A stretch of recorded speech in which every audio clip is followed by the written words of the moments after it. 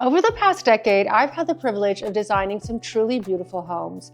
And one thing experience has taught me is this: not every expensive or on-trend choice is the right one. You guys know this. That's why you're on our channel, The Red Elevator. As we all know, the design world moves quickly. Materials trend, architectural details cycle back. The goal isn't just to look current. It's to create something that still feels intentional years from now. So today, I want to walk you through 7 interior design trends for 2026 that I approach carefully in my own projects. Not because they're bad. In fact, many of them are beautiful, but because without the right context or execution, they can lead to regret. And I'll share what I recommend instead so that you can make decisions that feel elevated and lasting. Let's get into it.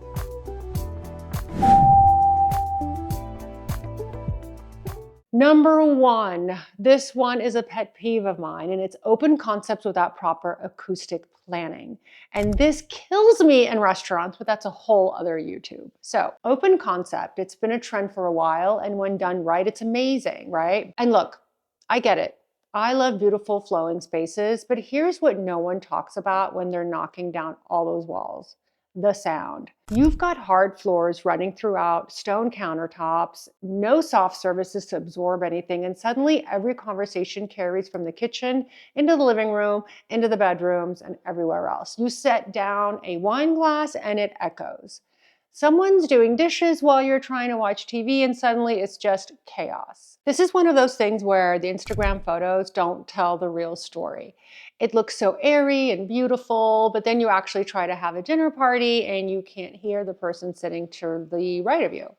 And this is why I really, in my design, I am more of a classicist. You guys will notice that I like rooms to be separate.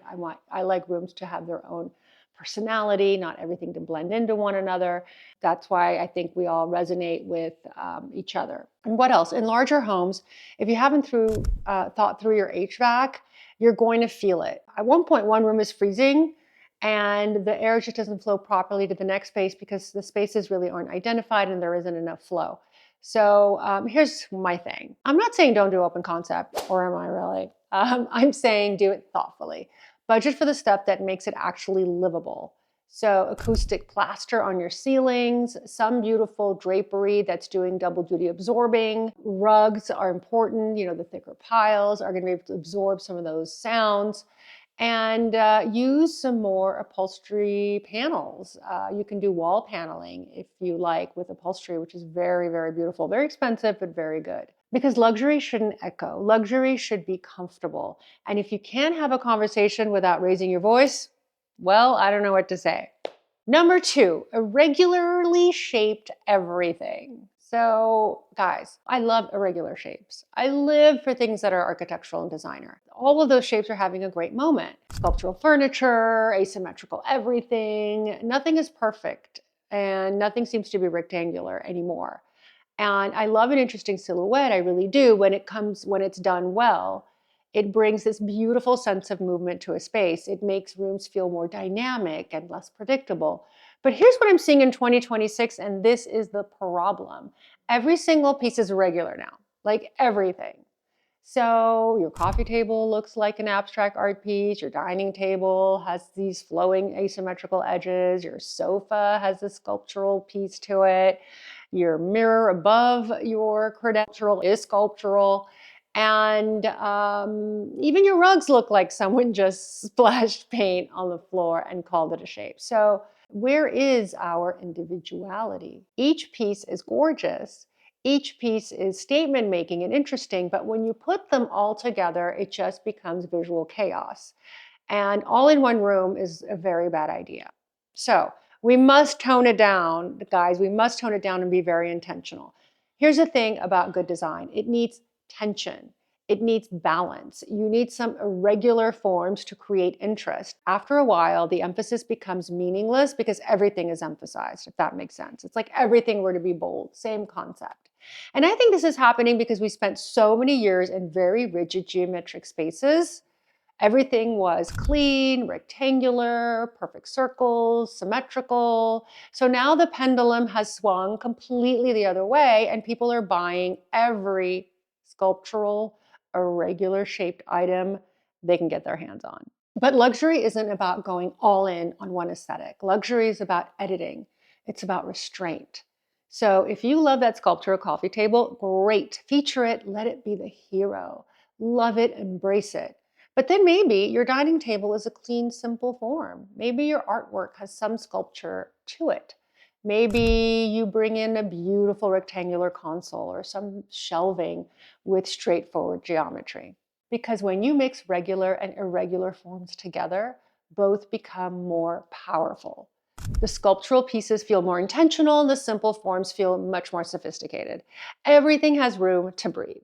Number 3, decorative arches that don't belong to the house. I'm seeing so many arches, guys. I love arches. I put them in my homes. I did it in 2 of my flip projects. Why? And we will pop in photos here because they really are beautiful and transformative.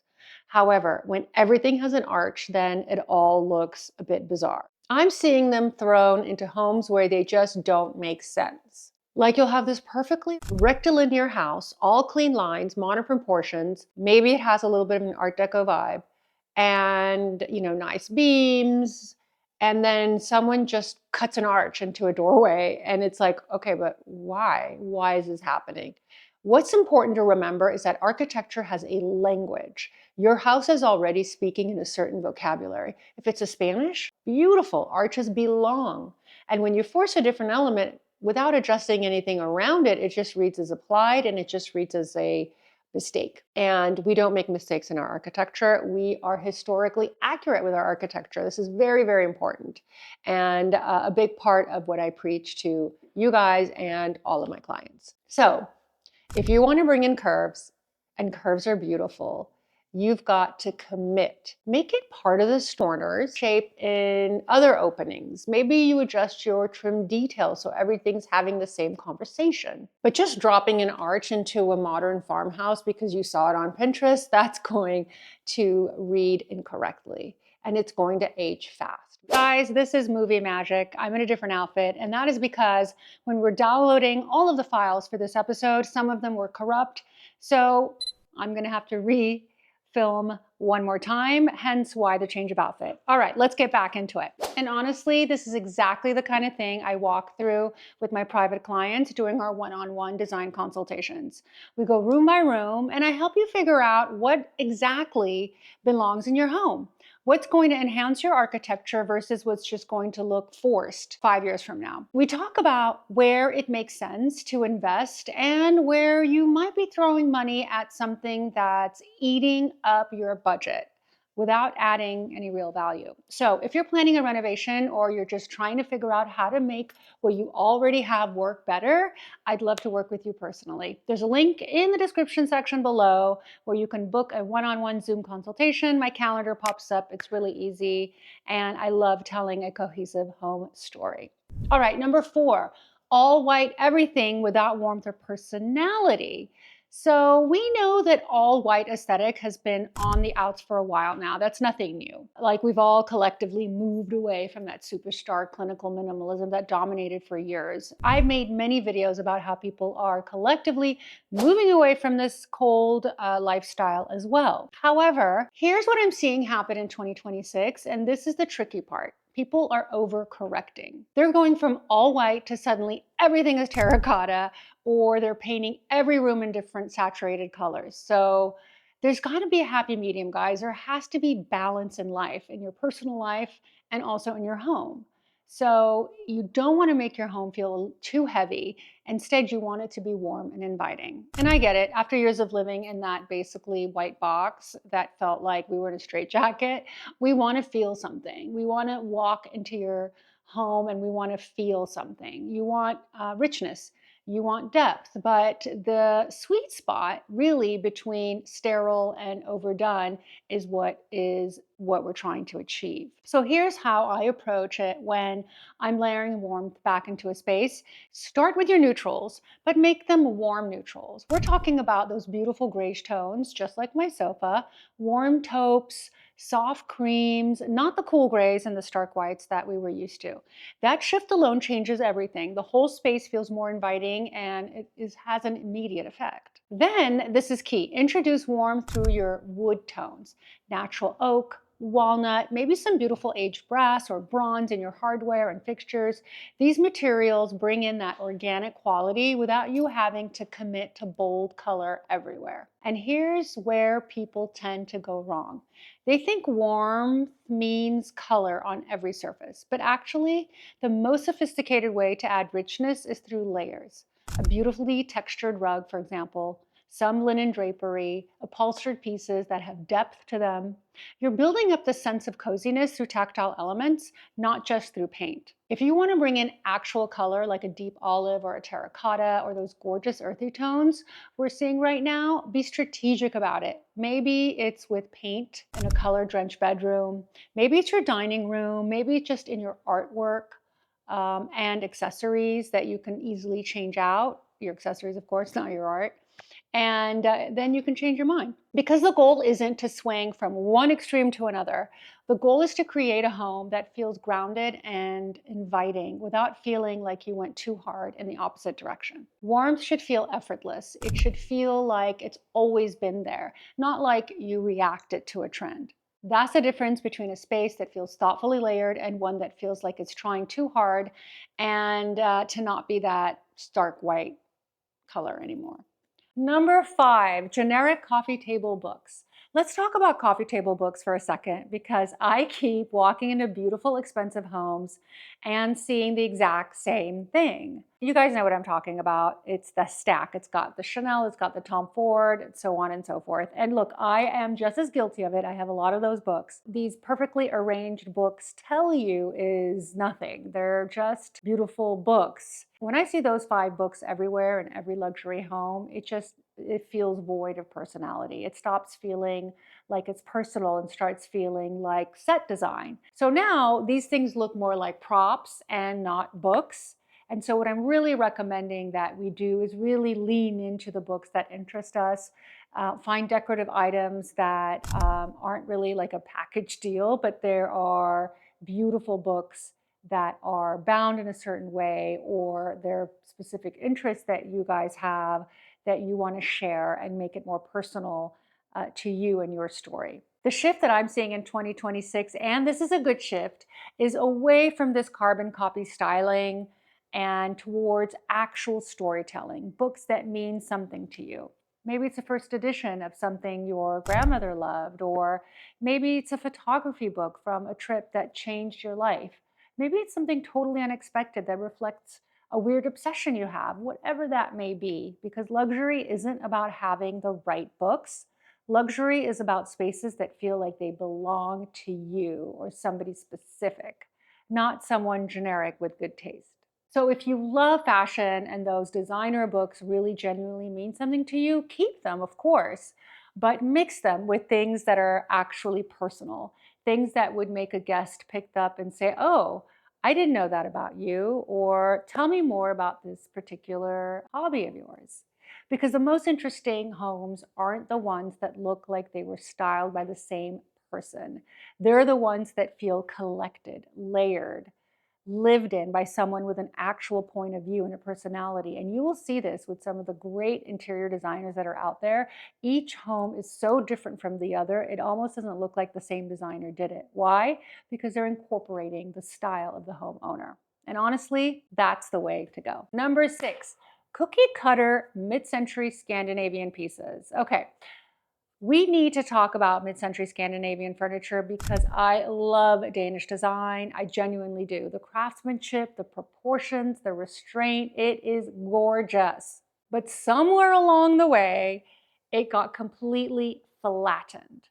You know exactly what I'm talking about. The same tapered leg, the same weaving, the same credenza, the same spindle back chair, and it just goes on. And the same, walnut coffee table with those sort of angles and everything, all of it mass produced, drop shipped, and showing up in every single styled living room on Instagram. And that's the problem we have with social media today and Pinterest. We're void of personality because we keep getting bombarded with the same photos. So these pieces originally were really interesting to look at. Now they are ubiquitous. They had beautiful joinery, and now they're just one of many.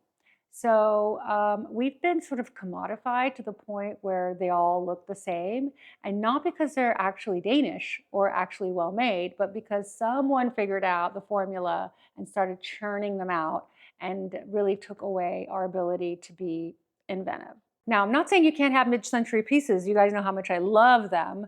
But when your entire home looks like it could be somebody else's home with the same credenza and the same chair and the same dining room table, etc., then it just kills the vibe. So we have to start picking things that are original. That's why I always push for shopping vintage, shopping from current estate sales, or finding pieces that are original. eBay is a great place to find these original pieces. Luxury really is about discernment. It's about choosing pieces that actually mean something, that have some weight behind them. A lot of the pieces in my home are pieces that I bought, at a flea market, or I bought at an estate sale, or I had custom made, and they all tell a different story. I have a chair here in my living room that was from my parents' home that was hand carved, and I only have one of them. We used to have 12 of them, but who knows what happened to them, but I have one. And that's what it's about. It's about bringing things with meaning and things that are loved and things that you just don't see anywhere else. Number 7, permanent trend colors in everything. Okay, this is the one that keeps me up at night, honestly, because I see this constantly in new builds and it breaks my heart a lot, not just a little bit. So someone falls in love, let me explain. Someone falls in love with a color. Maybe it's that deep oxblood that's trending, or moss green stone, or these super saturated tiles that are gorgeous right now in 2026, and they commit to it.